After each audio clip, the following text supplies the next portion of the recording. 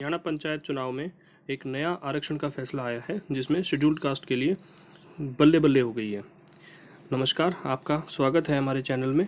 और अब हम जानते हैं पूरी खबर क्या है इस बारे में।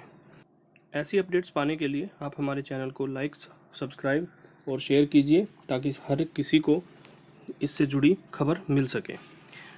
अब हम हमारी खबर शुरू करते हैं, जिसमें ये एक नया फैसला लिया गया है हरियाणा सरकार की तरफ से कि जितनी भी ग्राम पंचायतें हैं और जो लोग चुनावों की प्रतीक्षा कर रहे थे उनके लिए एक नया अपडेट आया है।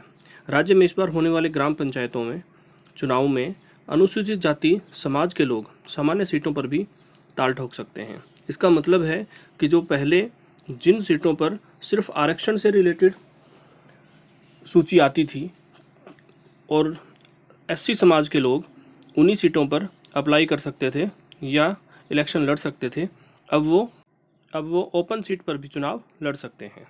National alliance for Dalit human rights के संयोजक रजत कलसन ने मंगलवार को यह जानकारी दी। यहां जारी बयान में उन्होंने कहा कि इस बार ग्राम पंचायत चुनाव में दलित उम्मीदवार आरक्षित सीटों के साथ साथ सामान्य सीटों पर भी सरपंच पद के लिए ताल ठोकेंगे।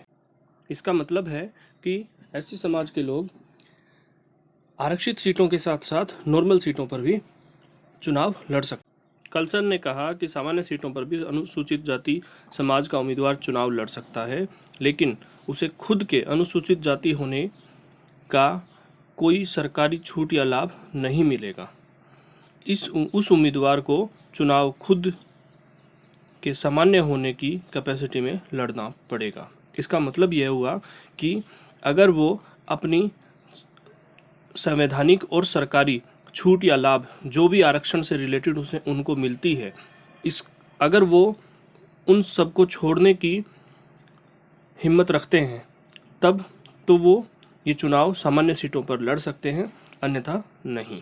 वकील रजत कलसन ने कहा कि जिस तरह दलित समाज ग्राम पंचायतों की सामान्य सीटों पर सवर्ण समुदाय के लोगों के ऊपर विश्वास करता आया है, अब सवर्ण समुदाय या अन्य सामान्य समुदाय के लोगों की जिम्मेदारी है कि वह भी सामान्य सीटों पर दलित समुदाय के उम्मीदवारों का विश्वास जताएं और उसे गांव का सरपंच बनाएं।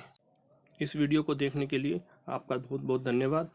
आप इस चैनल को लाइक करिए, सब्सक्राइब करिए और शेयर कीजिए और ताकि आपको हर तरह की खबर यहाँ पर सबसे पहले मिल सके।